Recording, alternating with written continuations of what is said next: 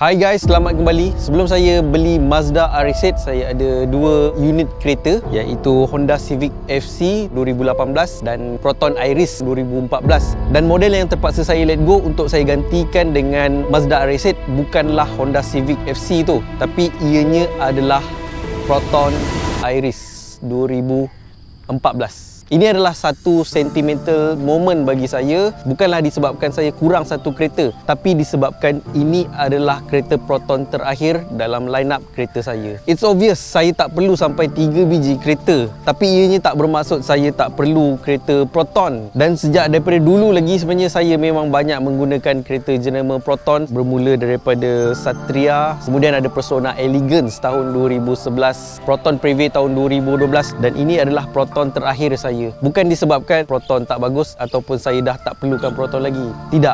Tapi insyaAllah one day saya akan dapatkan balik satu biji kereta Proton. Dan sekarang lebih kurang pukul 8 pagi. Sebentar lagi kereta Iris ni akan diserahkan kepada owner baru dia.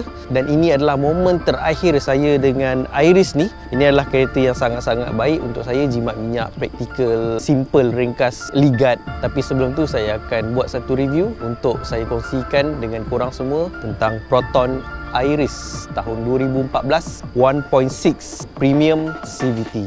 Jom.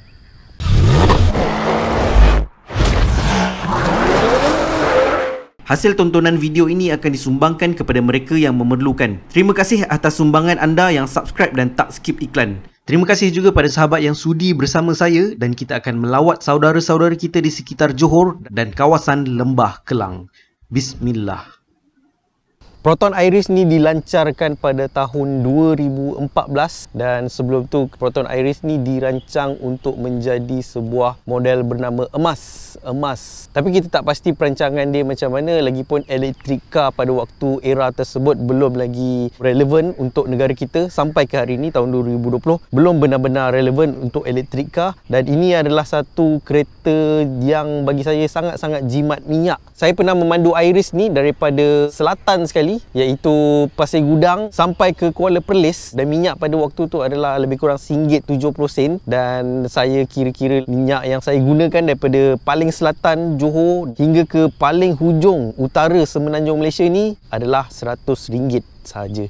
Rate pada waktu tu adalah RM1.70 1 liter minyak RON 95. Wang untung wang. Wow.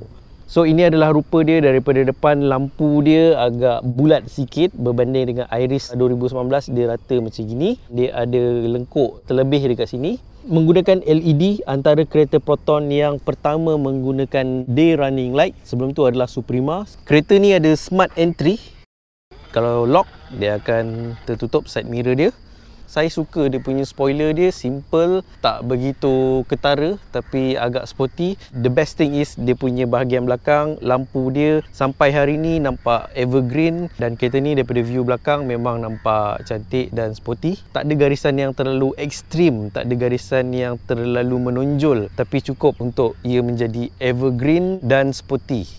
Daripada segi ruang dalaman pun nampak sangat cantik kereta ni. Tak terlalu nampak lama dan tak terlalu nampak moden. Kalau kita masuk je kereta ni, kita tahu harga kereta ni macam mana, dan kita akan serta-merta nampak kereta ni sebenarnya agak premium. Dan kalau kita tengok kat sini ada 3 layers punya dashboard. Ada touchscreen. Kalau versi yang terbaru, touchscreen dia akan penuh dekat sini, tapi ni dia ada tombol volume. Saya suka dia punya Android player dekat sini. Boleh tukar wallpaper. Dia macam sistem phone juga.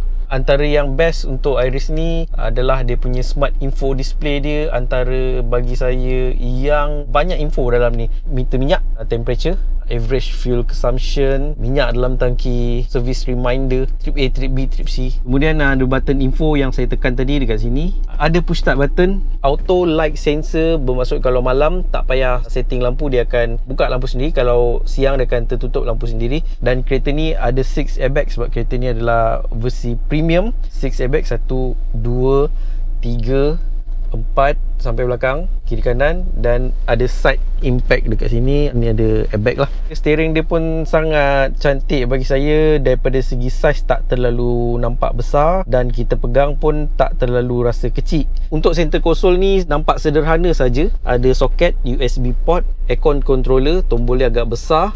Ada 2 cup holder, lepas tu ada kompartmen kecil dan ada 2 USB port dekat sini. Ada satu lagi cup holder dekat sini. Satu lagi kompartmen, kebiasaan kereta mesti ada kat sini. Saya bila beli kereta, saya mesti nak ada kompartmen dekat kawasan sini untuk driver. Dan dia punya reverse camera dia untuk versi yang ni tak ada dynamic line, tapi bagi saya cukup clear, cukup jelas. Dan kelebihan Iris ni, dia macam Izura, dia ada satu utility hook dekat sini, ataupun kita panggil teh tarik hook. Boleh gantung makanan, plastik, goreng pisang dan sebagainya. Kereta ni dilengkapi dengan sistem safety yang sangat cukup. 6 airbag, ABS, EBD, traction control, ESC, hill hold assist, brake assist dan banyak lagi. Saya suka dia punya seat dia, dan bentuk seat dia sangat premium bagi saya. Dan kalau kita perhatikan, biasanya kereta kecil, kereta compact, dia punya seat dia akan curi, dia akan pendekkan paras sini. Tapi untuk Iris ni, seat dia panjang macam kereta besar. So kita punya pangkal peha, pangkal lutut kita akan bersentuh dengan ni. Kita akan rasa selesa untuk jalan jauh, dia akan support. Ini adalah ruang rear seat dia. Tak begitu besar sebab seat ni dah panjang agak lebar. So kita duduk pun kita terasa lutut kita disupport. Tapi kekurangan dia, memang kita duduk selesa, cuma kita punya ruang kaki tu agak kurang sikit sebenarnya kalau dibandingkan dengan Myvi. Of course Myvi lebih besar dalam segmen yang sama, tapi ruang kaki Myvi belakang ni, ruang lega dia lebih besar sebenarnya untuk Myvi. So ini adalah view untuk seat belakang Proton Iris. Dalam dia semua hitam, pure black, nampak sebenarnya mewah. Ini adalah ruang boot dia. Memang tak begitu besar, tapi at least dia punya seat boleh turun 60-40 split. Dan ini adalah ruang dia. Luggage tray saya pakai Azia. Nampak tak? Dia punya ruang boot dia besar sikit je daripada Azia. Tapi bagi korang yang nak guna untuk dalam bandar, memang sesuai Iris ni.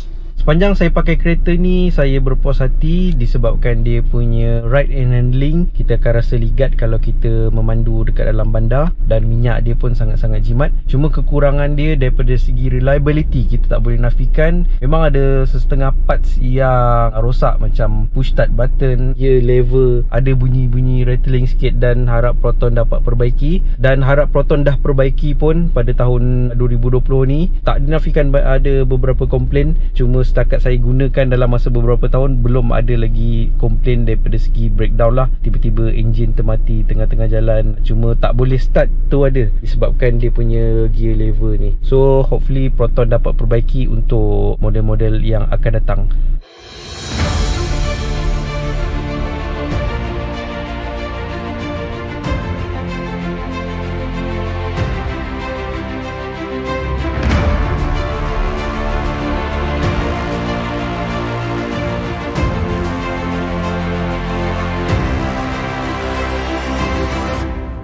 So guys, itulah serba sedikit yang saya dapat kongsikan pada korang semua tentang Proton Iris versi pertama untuk tahun 2014. Ini adalah model yang saya beli waktu dia mula-mula launching dulu. Dan insyaAllah someday kalau ada rezeki, saya akan miliki kereta jenama Proton. Inilah kereta kebanggaan negara kita, kereta Malaysia yang tak semua negara dan kebanyakan negara tak ada kereta nasional. So walaupun kita tak memiliki kereta Proton, tapi dalam jiwa saya tetap menyokong Proton, dan dalam jiwa ni saya tetap menyokong kereta-kereta nasional. Tak kira sama ada Proton ataupun Pro 2. Dua-dua kereta nasional, dan kita patut berbangga dan berasa beruntung sebab kita adalah satu-satunya negara Asia Tenggara dan beberapa negara di dunia saja yang ada kereta nasional sendiri. Kita mampu, Malaysia mampu. So bagi korang semua sahabat yang baru terjumpa channel ni, sekiranya video ni bermanfaat untuk korang semua, saya hargai sangat-sangat sekiranya anda bantu saya dengan 2 klik. Klik button like dan klik button subscribe dekat bawah ni. Akhir kata daripada saya dan Iris, majulah industri otomotif negara untuk kebaikan rakyat Malaysia.